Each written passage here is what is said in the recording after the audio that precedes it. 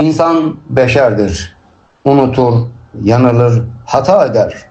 Kimi zaman Rabbinin emir ve yasaklarına uymakla rehavete kapılır, kimi zaman da kul ve kamu hakkını gözetmeyerek günaha dalar. Ancak şu hususlar çok önemlidir. Kişi günahlarını küçük görmemelidir. Haramlarla övünmemelidir. Hata ve yanlışlarında ısrar etmemelidir. Cenab-ı Hak takva sahibi müminlerin bu özelliğini bizlere şöyle haber vermektedir. Onlar çirkin bir şey yaptıkları veya kendilerine kötülük ettikleri zaman Allah'ı hatırlar, hemen günahlarının bağışlanmasını dilerler. Zaten günahları Allah'tan başka kim bağışlayabilir ki?